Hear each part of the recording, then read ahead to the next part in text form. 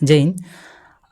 25 दिन के 25 मैराथन में आज डे 4 में आप लोगों को बहुत बहुत स्वागत करता हूं। जैसे जानते हैं कि हम लोग यूथ कंपटीशन बुक के बायोलॉजी के रेलवे के प्रीवियस ईयर क्वेश्चन को हम लोग स्टडी कर रहे हैं। तो आज डे 4 में हम लोग 400 से आगे क्वेश्चन को कवर करेंगे। अगर पिछला वीडियो अभी तक नहीं देखें तो उनका लिंक डिस्क्रिप्शन बॉक्स में मिल जाएगा, वहाँ जाके देख सकते हैं। तो आइए हम लोग इसको शुरू करते हैं 400 से आगे।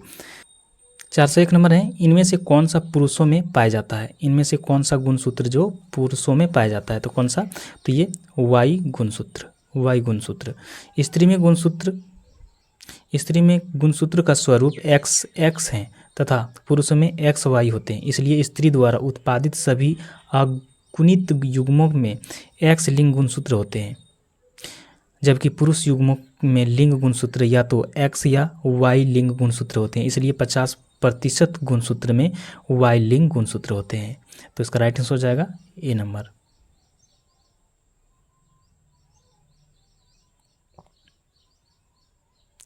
आगे पुनर्जनन का अर्थ खाली जगह है। पुनर्जनन का अर्थ क्या होता है? ये होते हैं छोटे खंड से जीव के पूरे शरीर का निर्माण। छोटे खंड से जीव का पूरे शरीर का निर्माण। पुनर्जनन में पूर्ण रूपेण विभेदित जीवों में अपने कायिक भाग्य से नए जीव का निर्माण की क्षमता होती है, अर्थात जीव के क्षत विक्षेप होने पर या टुकड़ों में विभक्त हो जाने पर ये टुकड़े वृद्धि कर एक नए जीव में विकसित होता है। नए जीव में विकसित होते हैं। इस निर्माण की प्रक्रिया को पुनर्दुभवन या पुनर्जनन कहा जाता है। वयस्क के शरीर पर एक कालिका उत्पन्न होते हैं। बाद में यह कालिका पूर्ण वृद्धि के बाद शरीर से अलग होकर नए जीव बनाती हैं। इस प्रकार का जनन मुकुलन कहलाता है। तो इसका राइट आंसर हो जाएगा डी नंबर, बी नंबर। आगे हैं, अब है जैव विकास। इसमें है, निम्न में से कौन सा जॉर्जेस यूक्वियर द्वारा अभिज्ञात 3 विशिष्ट मानव जातियां या नस्लों में से नहीं है? तो कौन सा नहीं है? तो ये लेपर्लेडरियोड।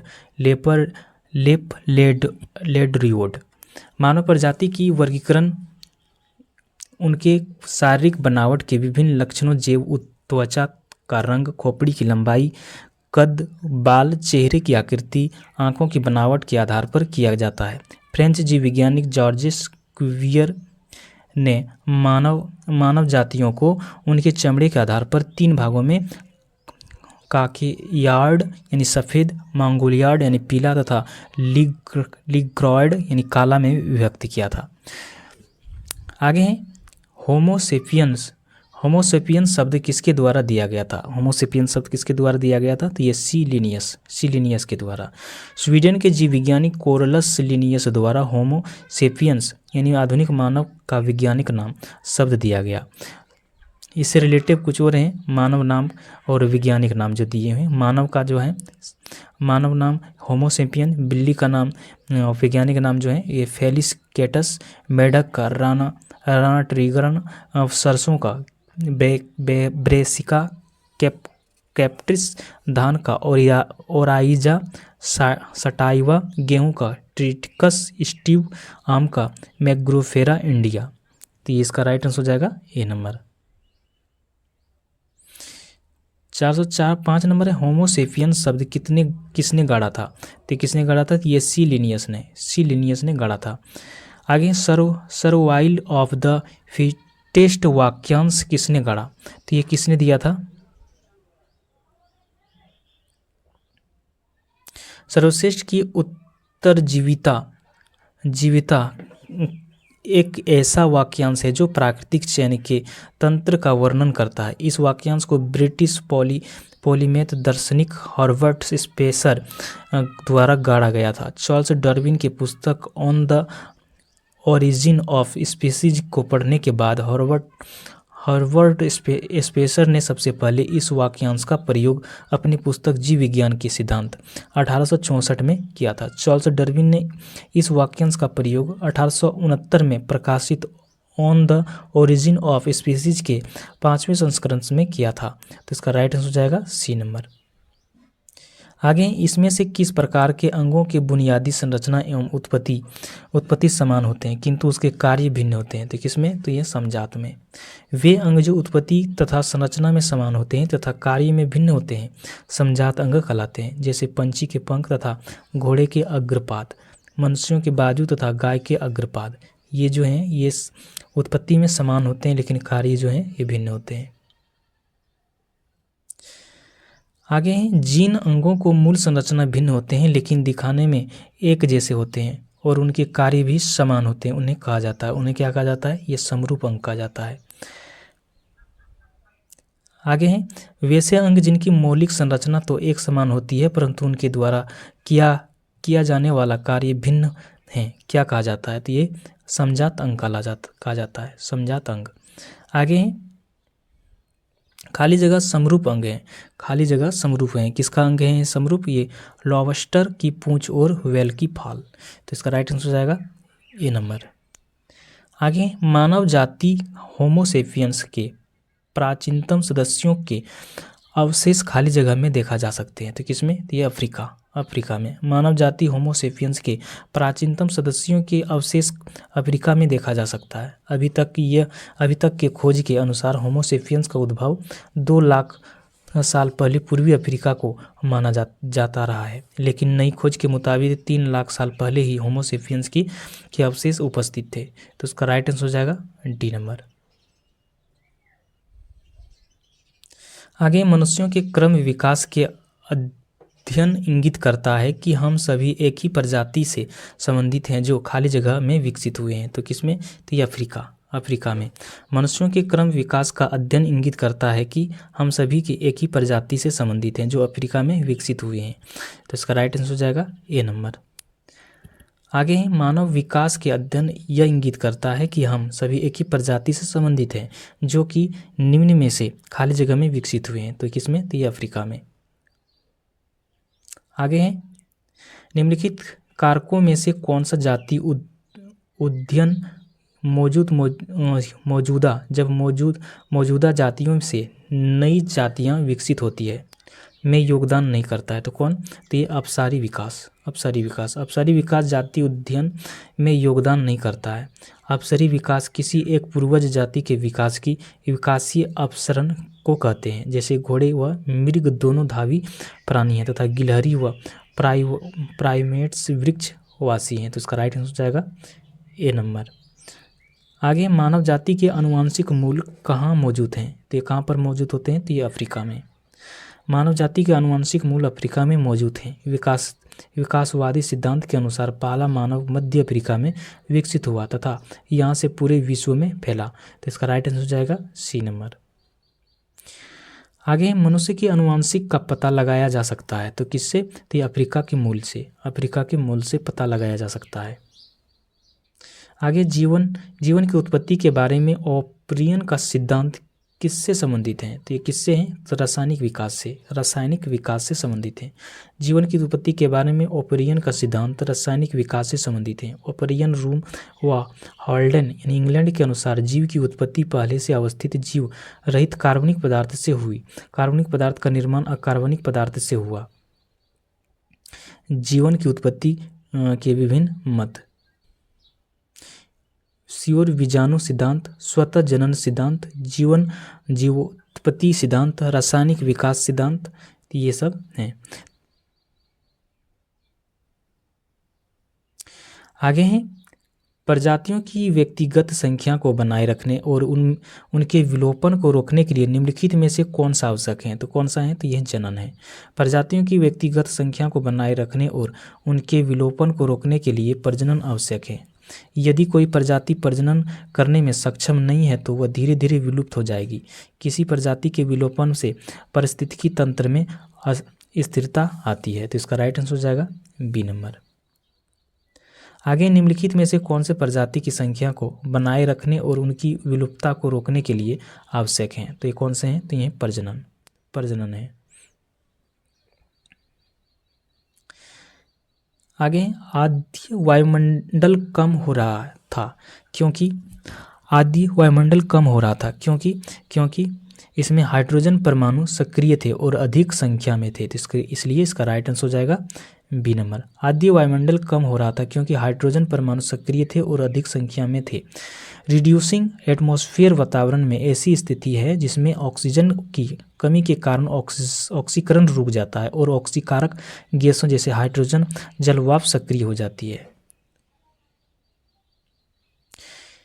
आगे जीवधारियों में नई प्रजाति का क्रमिक विकास करने की संभावना इनमें से किसकी अधिक है?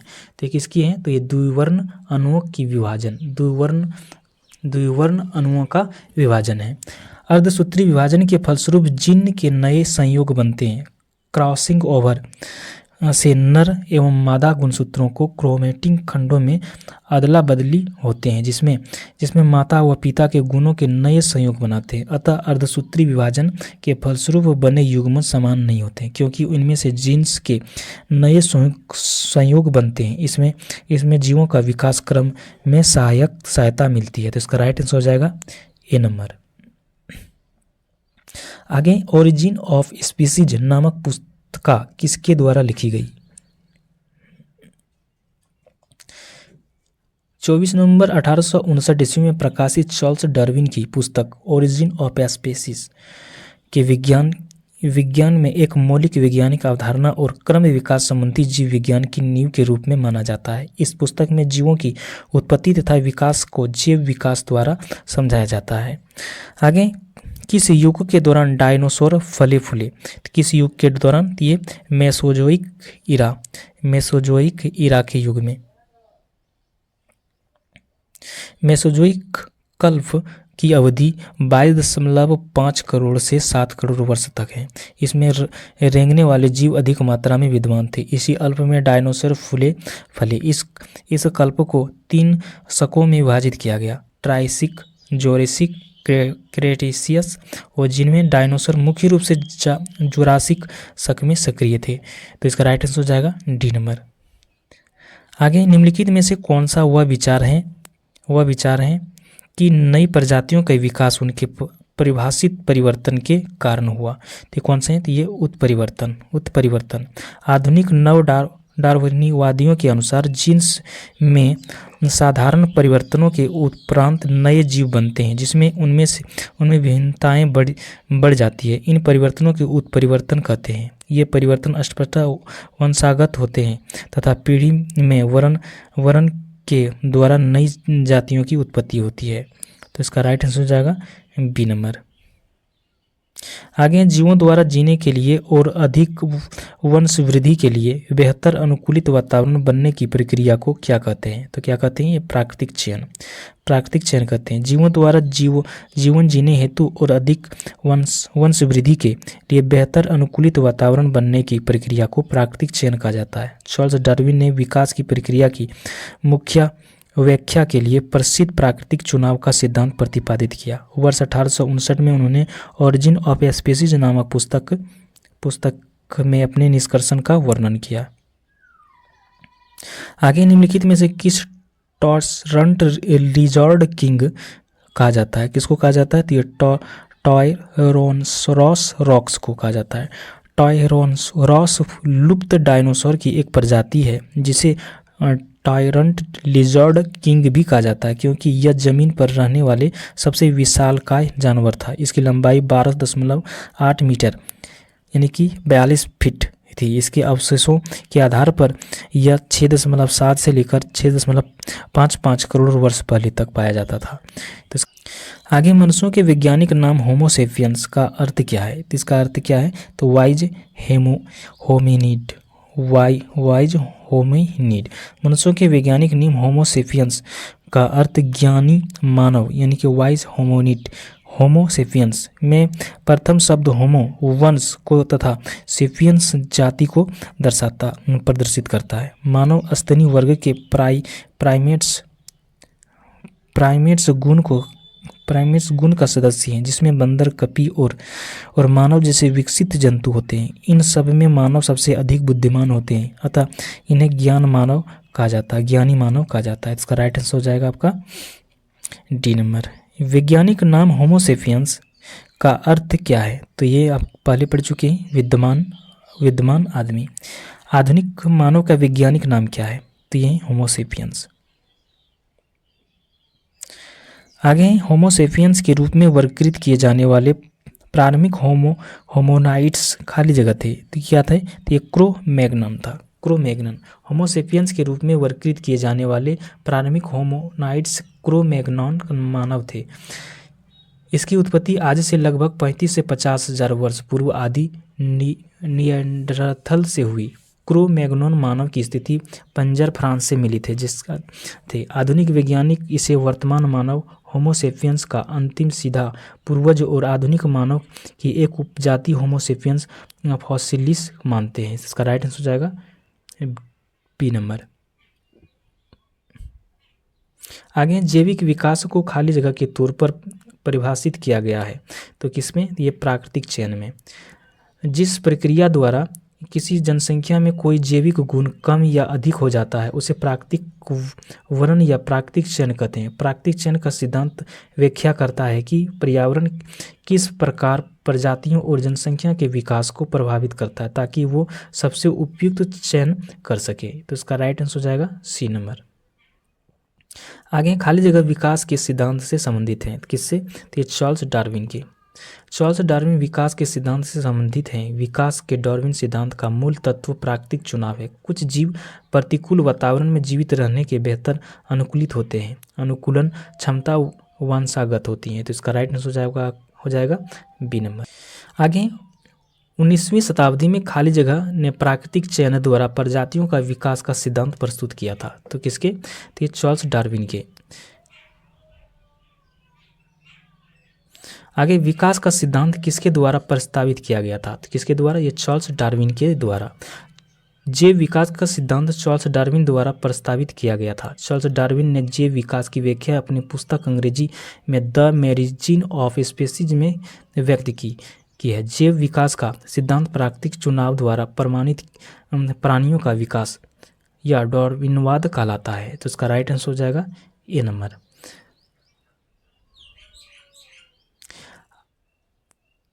आगे किस वैज्ञानिक ने द थ्योरी ऑफ इवोल्यूशन का प्रतिपादन किया? तो किस वैज्ञानिक ने किया था? तो ये चार्ल्स डार्विन ने किया था। आगे निम्नलिखित में से कौन सा एक एंथ्रोपॉइड के 3 सुपर फैमिली में से एक नहीं है? तो इनमें से कौन सा नहीं है? तो ये एंथ्रोपैथेक्स। मानव के एंथ्रोपॉइड पूर्वज के सर्वाधिक विकसित 3 वंश बंदर वंश आज से लगभग 4 करोड़ वर्ष पूर्व ओशियन युग के अंतिम चरण में दो भिन्न दिशाओं में उत्पत्ति हुई, जिन्हें नई दुनिया के बंदर व पुरानी दुनिया यानी कि अफ्रीका एशिया के आदि बंदर कहा गया। वहीं पर आगे कपिवंश ओलिंगोपेथिकस के जीवांश में से पता चलता है कि कपि व मानव के वंश शाखा 3 करोड़ वर्ष पूर्व बंदरों के वंश से पृथक हुआ, जिन्हें आदि कपि कहा गया। और मानव वंश यदि आदि काफियों से आदि मानव पूर्वज के हृदय का उदय का मूल आधार बना। आगे 437 नंबर 2015 में खाली जगह जीन्स होमो की एक नई प्रजातियां की खोज rising star cave system cradle of humankind दक्षिण अफ्रीका के दिनालैंडी चेबर में की गई थी। तो किस में किया गया था? तो ये किया था होमो नेलैंडी के। 2015 में होमो नेलैंडी जीन्स होमो की एक नई प्रजातियां की खोज rising star cave system cradle of humankind दक्षिण अफ्रीका के दिनालैंड चैम्बर में की गई थी। तो इसका राइट आंसर हो जाएगा ए नंबर। आगे मानव विकास के संबंध में हाल ही में खोज की गई कड़ी कौन सी जीवाश्म की खोज है? तो ये कौन सा है? तो ये होमो नेलैंडी है। किंग टेकिक्लोसस खाली जगह बीच के एक संयोजी कड़ी है, तो किसके? तो ये सरीसृपों और स्तनधारियों के हैं। टेकिग्लस सरीसृपों और स्तनधारियों के बीच की एक संयोजक कड़ी है। एकिड्ना स्तनधारी वर्ग के प्राणी है जो कि अंडे देते हैं। इन्हें कॉर्डेटा संघ के अंतर्गत वर्गीकृत किया जाता है। उदाहरण के लिए डक विल्ड प्लेटिपस, उनके पास स्तनधारियों के लक्षण जैसे बाल, स्तन ग्रंथियों और डायफ्राम तथा सरीसृप के लक्षण अंडे में योग तथा अंडे के खोल के साथ अंडा देते हैं। तो इसका राइट आंसर हो जाएगा डी नंबर। आगे हैं जैविक विविधता का आधारभूत स्रोत खाली जगह है। तो इसका आधारभूत स्रोत क्या होता है? ये उत्परिवर्तन होते हैं। जैविक विविधता का आधारभूत स्रोत उत्परिवर्तन को माना जाता है। जीवों में होने वाले अचानक परिवर्तन जो वंशागत हो उत्परिवर्तन कहलाता है। उनको डी ब्रिज ने उत्परिवर्तन के जीवों में जीव विकास का आधार माना है। तो इसका राइट आंसर हो जाएगा ए नंबर। आगे खाली जगह लाखों वर्षों से आदिम जीवों में क्रमिक परिवर्तनों का अनुक्रम है, जिसका परिणाम स्वरूप नई प्रजातियों का गठन होता है। तो किसका? तो ये क्रमगत उन्नति लाखों वर्षों से आदिम जीवों में क्रमिक परिवर्तन का अनुक्रम है। इसके परिणाम स्वरूप नई प्रजाति का विकास होता है। सर्वप्रथम इस सिद्धांत का प्रतिपादन चार्ल्स डार्विन ने अपनी पुस्तक ओरिजिन ऑफ स्पीसीज में किया था। तो इसका राइट आंसर हो जाएगा डी नंबर। आगे हैं ओरिजिन ऑफ स्पीसीज यानी जाति की उत्पत्ति नामक पुस्तक किसने लिखी थी? तो किसने लिखी थी? या डार्विन ने। आप किसके सिद्धांत को किससे जोड़ सकते हैं? आप विकास के सिद्धांत को किससे जोड़ सकते हैं? तो ये डार्विन से जोड़ा जा सकता है। चार्ल्स डार्विन 1809 ईस्वी से 1882 ईस्वी तक ने क्रम विकास की सिद्धांत का प्रतिपादन किया। डार्विन के अनुसार सभी जीवन में प्रचुर स्तनोत्पत्ति का क्षमता होती है, अतः अधिक आबादी के कारण प्रत्येक जीव को अपनी आवश्यकता पूर्ति के लिए सजातीय, अंतरजातीय तथा पर्यावरणीय संघर्ष करना पड़ता है। तो इसका राइट आंसर हो जाएगा बी नंबर। आगे खाली जगह एक अंग्रेजी प्राकृतिकवादी भूवैज्ञानिक और जीव वैज्ञानिक हैं जो विकास से संबंधित विज्ञान में उनके योगदान के लिए जाने जाते हैं। तो कौन से हैं इसमें से? तो चार्ल्स रॉबर्ट डार्विन एक अंग्रेजी प्राकृतिकवादी भूवैज्ञानिक और जीव विज्ञानी हैं जो विकास से संबंधित विज्ञान में उनके योगदान के लिए जाने जाते हैं। तो इसका राइट आंसर हो जाएगा ए नंबर।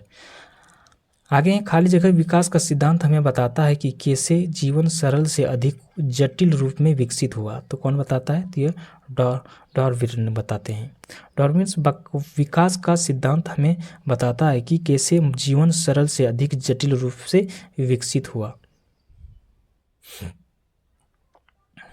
आगे किसने सुझाव दिया था कि जीवन सरल अकार्बनिक यानी कि अजैविक अणुओं से विकसित हुआ? तो किसने बताया था? ये हॉल्डेन ने बताया था।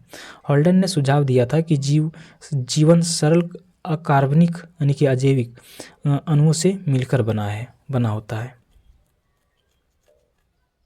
आगे खाली जगह विकासवादी संबंधों के परिमाण प्रदान करता है। तो कौन करता है? तो ये जीवाश्म करता है। पृथ्वी पर किसी समय यानी प्राचीन काल में जीवित रहने वाले अति प्राचीन जीवों, पौधों तथा जंतुओं के परिरक्षित अवशेषों या उनके द्वारा चट्टानों में छोड़ी गई छापों को जो पृथ्वी की सतह या चट्टानों की परतों में सुरक्षित पाए जाते हैं, उन्हें जीवाश्म कहते हैं।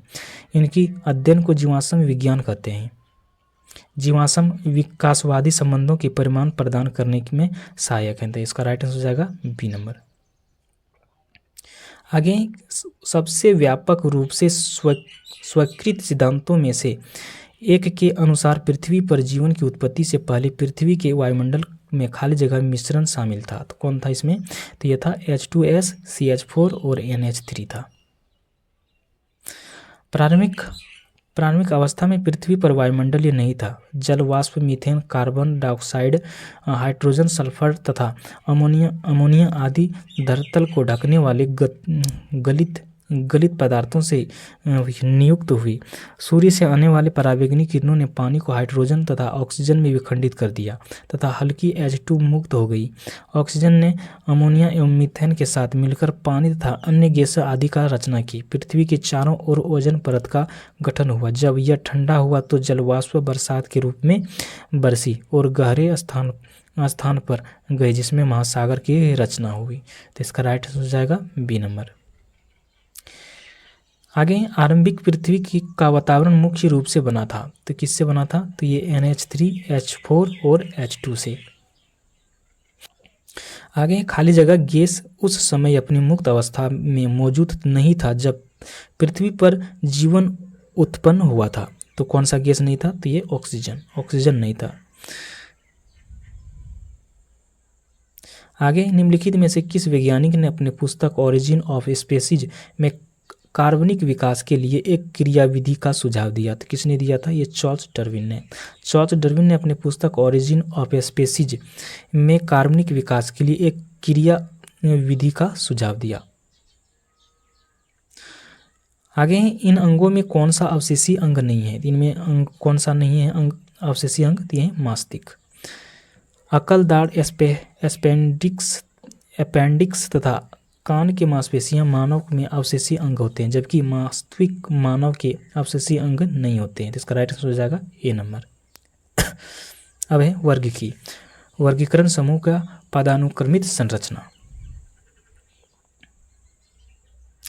निम्नलिखित में से कौन सा जीवधारियों के वर्गीकरण का मूल इकाई है? तो ये मूल इकाई क्या है? तो ये है जाति। वर्गीकरण की मूल इकाई जाति अर्थात स्पेसीज है। जाति अर्थात स्पेसीज को उन जीवों के समूह के रूप में परिभाषित किया गया है जिनकी सामान्यतः विशिष्ट विशेषताएं हैं जो उन्हें दूसरों के अलग करती है। यह वर्गीकरण की सबसे छोटी इकाई है।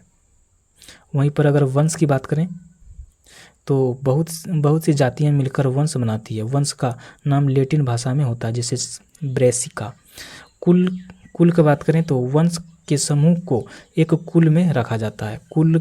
कुल में वंश आते हैं जो उसके लक्षण से सही मेल खाते हैं। और गण की बात करें तो इसके अंतर्गत एक गण के मुख्य लक्षणों से मिलते हुए कुल पाए जाते हैं। तो इसका राइट आंसर हो जाएगा सी नंबर। आगे वैज्ञानिक वर्गीकरण में वर्गीकरण की मूल इकाई क्या है? वर्गीकरण की मूल इकाई क्या है? तो ये होते हैं जाति होते हैं। आगे सजीव जीवों के वर्गीकरण की मूल इकाई खाली जगह है। सजीव जीवों की मूल इकाई क्या होते हैं? तो ये जाति है। जीवों की वर्गीकरण का कौन सा स्तर कुल और जाति के बीच आता है? तो कौन आते हैं? तो ये वंश आते हैं। वर्तमान समय में अंतर्राष्ट्रीय नामकरण कोड द्वारा जीवों को वर्गीकरण के 7 श्रेणियों परिभाषित की गई है। ये श्रेणियां हैं जगत, वर्ग, गण, कुल, वंश और जाति हैं। आगे निम्नलिखित में से लीनियस पदानुक्रम के आरोही क्रम में अवस्थित करें। तो ये कौन सा हो जाएगा? ये हो जाएगा जगत, संघ, वर्ग, गण, कुल, वंश और जाति हो जाएगा। आगे प्राणी वर्गीकरण का पदानुक्रम वंश में कौन सा है? तो ये कौन सा हो जाएगा? ये हो जाएगा संघ, वर्ग, गण, कुल, वंश और प्रजाति। इसका राइट आंसर हो जाएगा सी नंबर। आगे 5 जगत प्राणी में वर्गीकरण का मुख्य आधार खाली जगह होता है। तो इसका आधार क्या होता है? ये पोषण होते हैं। R.H. व्हिटेकर ने सन 1959 में जीवों के 5 जगत के वर्गीकरण किया। 5 जगत प्राणी में वर्गीकरण का मुख्य आधार पोषण होता है। इस पद्धति के अंतर्गत सम्मिलित किए जाने वाले जगतों के नाम मोनरा, प्रोटिस्टा, फंजाई, प्लांट एवं एनिमेलिया है। कोशिका संरचना, शारीरिक संरचना, पोषण की प्रक्रिया, प्रजनन एवं जाति वृद्धि संबंध उनके वर्गीकरण के पद्धति के प्रमुख मापदंड थे। तो इसका राइट आंसर हो जाएगा ए नंबर। आगे वर्गीकरण की विभिन्न पदानुक्रम में किस समूह में अधिकतम समान लक्षण वाले जीवों की संख्या सर्वाधिक है? तो किसमें है? वर्गीकरण की विभिन्न पदानुक्रम में जगत समूह में अधिकतम समान लक्षण वाले जीवों की संख्या सर्वाधिक है। तो इसका राइट आंसर हो जाएगा डी नंबर। अब है मोनोरा जगत। व्हिटेकर के वर्गीकरण के अनुसार खाली जगह समूह में शामिल जीवों में पूर्णतः विकसित नाभिक नहीं पाया जाता है। तो किसमें नहीं पाया जाता है? तो ये मोनोरा में।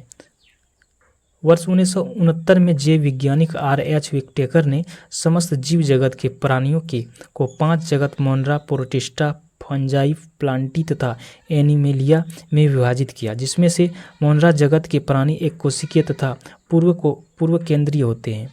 इनमें प्रमुख कोशिका अनुपस्थित होते हैं। इसका केंद्रक द्रव संपूर्ण कोशिका द्रव में फैला होता है, अर्थात इसमें केंद्रकाला अनुपस्थित होते हैं। तो इसका राइट आंसर हो जाएगा डी नंबर। आगे हैं जीव जगत का 5 वर्गों में वर्गीकरण यानी 5 किंगडम क्लासिफिकेशन किसने किया था? ये किसने किया था? विकटेकर ने किया था। आगे विकटेकर द्वारा प्रतिपादित 5 किंगडम क्लासिफिकेशन में निम्न में से कौन सा समूह शामिल नहीं है? तो कौन सा नहीं है? तो ये पोर्टोजोआ शामिल नहीं है। आगे एक बैक्टीरिया अत्यधिक गर्मी, शुष्कता और विषैली रासायनिक वस्तुओं को सहने की क्षमता रखता है। इससे यह पता चलता है कि वह संभवतः खाली जगह बना सकता है। तो क्या बना सकता है? ये एंडोस्पर्म ये बना सकता है। एंडोस्पर्म एक गैर प्रजनन कठोर संरचना जो कुछ बैक्टीरिया में निर्मित होता है। इसमें मुख्य कार्य जीवाणु को प्रतिकूल परिस्थितियों से बचाना होता है। तो उसका राइट आंसर हो जाएगा सी नंबर।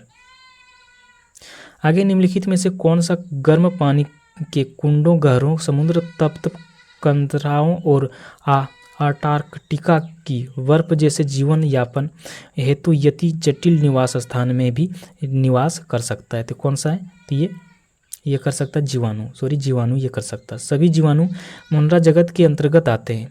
ये सूक्ष्म जीवों में सर्वाधिक संख्या में होते हैं और लगभग सभी स्थान पर पाए जाते हैं।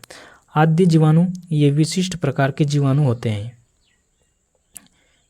ये जीवाणु अत्यंत कठिन वास स्थान जैसे अत्यंत लवणीय क्षेत्र, गर्म झरने एवं कक्ष क्षेत्र में पाए जाते हैं। आद्य जीवाणु एवं अन्य जीवाणु की कोशिका भित्ति की संरचना एक दूसरे से भिन्न होते हैं। यह लक्षण उन्हें प्रतिकूल अवस्थाओं में जीवित रखने के लिए उत्तरदायी होते हैं। आगे निम्नलिखित में से कौन सा नाइट्रोजन फिक्सिंग बैक्टीरिया है? तो कौन सा है? तो ये राइजोबियम है। राइजोबियम नाइट्रोजन फिक्सिंग बैक्टीरिया है। यह मुख्यतः दलहनी फसलों के जड़ों में पाया जाता है। राइजोबियम कल्चर का उपयोग मिट्टी व बीज के उपचार के लिए किया जाता है। राइजोबियम कल्चर से चना, मसूर, उड़द, मूंग, अरहर, मटर, मूंगफली, सोयाबीन, ढेंचा, सनाई, सेम एवं अन्य सभी दलहनी फसलों का लाभ होता है। तो उसका राइट आंसर हो जाएगा बी नंबर। आगे हैं दूध को दही में बदलने के लिए किस बैक्टीरिया का प्रयोग किया जाता है? तो किस बैक्टीरिया का प्रयोग किया जाता है? ये लैक्टोबैसिलस का प्रयोग किया जाता है। दूध को दही में बदलने के लिए लैक्टोबैसिलस बैक्टीरिया का प्रयोग किया जाता है। दही का दूध उत्पादन है। दही एक दूध उत्पादक है जिसमें दूध का जीवाणु क्वीन के द्वारा बनाया जाता है। यह पोषण की दृष्टि से protein, calcium, riboflavin, vitamin B6 और विटामिन B12 में समृद्ध है। आगे निम्नलिखित में से किस समूह में बैक्टीरिया जैसे प्रोकैरियोटिक कोशिका तंत्र वाले एक कोशिकीय जीव समाविष्ट हैं? तो किसमें? तो ये मोनरा में। मोनरा जगत एक कोशिकीय जीव जैसे जीवाणुओं तथा नीलहरित शैवाल को समाविष्ट किया गया है। एक कोशिकीय जीवों में केंद्र पटल रहित प्रोकैरियोटिक कोशिका तंत्र होते हैं, अर्थात जिनमें आनुवंशिक पदार्थ तो होते हैं परंतु इसे कोशिकीय द्रव्य से अलग रखने हेतु केंद्रक नहीं होता है। तो इसका राइट आंसर हो जाएगा बी नंबर। आगे पहला प्रकाश संश्लेषी ऑक्सीजन उत्पन्न करने वाला जीव पृथ्वी पर प्रकट हुआ था। तो ये कौन? साइनोबैक्टीरिया जिसे नीलहरित शैवाल के नाम से भी जाना जाता है। यह एक पुरातन जीवाणु है तथा पृथ्वी पर उपस्थित प्रथम ऑक्सीकारी प्रकाश संश्लेषी जीव है। ऐसे माना जाता है कि पृथ्वी पर ऑक्सीजन मुक्त वातावरण की उत्पत्ति इन्हीं के कारण हुई है। तो इसका राइट आंसर हो जाएगा ए नंबर। आगे बेसली ऐसे जीवाणु हैं जो खाली जगह होते हैं। तो क्या होते हैं? ये छड़नुमा होते हैं। यदि किसी जीवाणु में केवल एक सिरे पर फ्लैगेला होता है तो इसे क्या कहा जाता है?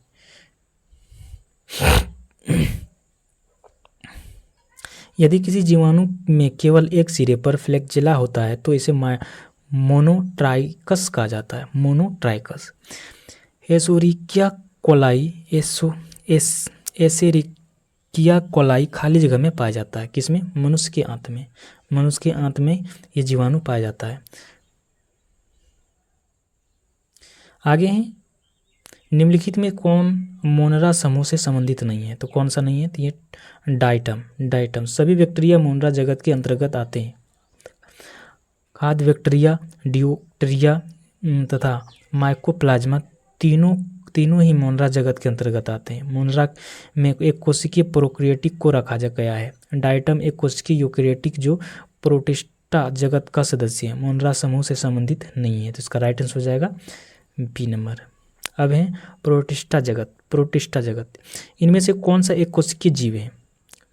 इनमें से कौन से एक कोशिकीय जीव है? तो ये पैरामेशियम। पैरामेशियम एक कोशिकीय जीव केवल एक ही कोशिका से बने होते हैं, जैसे पैरामेशियम, अमीबा, यूग्लिना, ईस्ट इत्यादि जो हैं ये एक कोशिकीय जीव हैं। आगे हैं, एक निश्चित आकृति के एक कोशिकीय जीव हैं जिसमें भोजन ग्रहण करने के लिए एक विशिष्ट स्थान होता है और अपने भोजन को उस स्थान तक ले जाने के लिए रोम जैसे संरचनाएं, जिन्हें पक्षाम्बिका कहा जाता है, यह प्रयोग करता है। इस जीव का नाम बताइए। इस जीव का नाम क्या है? यह पैरामेशियम। पैरामेशियम है। पैरामेशियम सूक्ष्म एक कोशिकीय प्रोटोजोआ संघ का प्राणी है। यह सिलिया की सहायता से गति करता है। पैरामेशियम तालाब, झील, नदी आदि के स्वच्छ पानी में पाया जाता है। यूग्लिना एक कोशिकीय प्रोटोजोआ संघ का प्राणी है। इसे जंतुओं और पादपों के बीच की संयोजक कड़ी कहते हैं। इसमें हरित लवक पाया जाता है। तो उसका राइट आंसर हो जाएगा बी नंबर। आगे अमीबा में भोजन का ग्रहण खाली जगह द्वारा होता है। अमीबा में भोजन किसके द्वारा होता है? तो ये शरीर की पूरी त्वचा द्वारा, शरीर की पूरी त्वचा द्वारा ये ग्रहण करते हैं। आगे निम्नलिखित चित्र अमीबा में पोषण को दर्शाते हैं। किस विकल्प में नामांकनों के ए और बी को उनके कार्यों को साथ सम्मिलित करते हैं? तो ए क्या कर रहा है? ए यहाँ पर कुटपाद अपना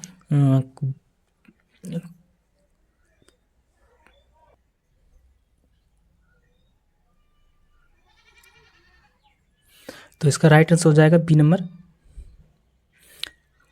पादप यानी भोजन का अंतग्रहण और खाद्य रसधानी भोजन का पाचन कर रहा है। तो इसका राइट आंसर हो जाएगा बी नंबर।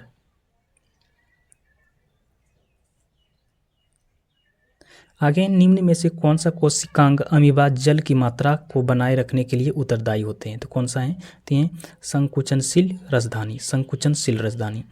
अमीबा एक कोशिकीय जीव है जो अपने आकार को बदलने की क्षमता रखता है। इसे जगत प्रोटिस्टा के अंतर्गत वर्गीकृत किया गया है। अमीबा में उपस्थित संकुचनशील रसधानी कोशिकांग जल की मात्रा बनाए रखता है। अमीबा प्रसारण नियंत्रण और उत्सर्जन के लिए भी संकुचनशील रसधानी का ही प्रयोग करता है। आगे अमीबा जैसे जीवों के मामले में होने वाला अलैंगिक प्रजनन, जिसमें एक जीव के विभाजित होने पर दो जीव उत्पन्न होते हैं, क्या कहलाते हैं? तो ये क्या कहलाते हैं? तो ये बाइनरी विखंडन कहलाते हैं। अमीबा की खोज 1755 ईस्वी में रोजनहॉफ ने की थी। यह एक कोशिकीय सूक्ष्मदर्शी जलीय जीव होते हैं। इसमें समस्त जैविक क्रियाएं एक ही कोशिका में संपन्न होते हैं। अमीबा जैसे एक कोशिकीय जीव के मामले में होने वाले अलैंगिक प्रजनन, जिसमें एक जीव को विभाजित होने पर दो अलग जीव उत्पन्न होते हैं, द्विविभाजन या द्विविखंडन या बाइनरी विखंडन कहलाता है। अमीबा प्रोटोजोआ संघ का एक सजीव प्राणी है। आगे अमीबा में प्रजनन कैसे होता है? अमीबा में प्रजनन कैसे होता है? तो ये द्विविखंडन के द्वारा, द्विविखंडन द्वारा खाली जगह प्रजनन होता है। किसमें होता है? तो ये अमीबा में। आगे हैं अमीबा में किस प्रकार का अलैंगिक प्रजनन होता है? तो किस प्रकार का होता है? तो ये बाइनरी विखंडन के द्वारा ही होता है। स्टियोपोडिया खाली जगह पर मौजूद अंगुली जैसे आकृति वाली रचनाएं हैं। तो किस पर होते हैं ये? तो ये होते हैं अमीबा पर। आगे स्क्लेमाइडोमोनास इनमें से किस किंगडम यानी वर्ग से संबंधित है? तो किससे हैं? तो ये किंगडम प्रोटिस्टा से हैं। किंगडम प्रोटिस्टा में मुख्य रूप से एक कोशिकीय जीव एवं यूकेरियोटिक जीव शामिल किए गए हैं। इस जगत में विभिन्न प्रकार के शैवाल, इस्लाम, मोल्ड, एवं प्रोटोजोआ आदि आते हैं। इनमें श्वसन अंग के रूप में माइटोकॉन्ड्रिया कार्यरत रहता है एवं इनके केंद्रक झिल्ली ग्लाजिकाए कोशिका झिल्ली के भीतर गुणसूत्र एवं अंतःपद्रवी जालिका आदि सभी अंग पाए जाते हैं।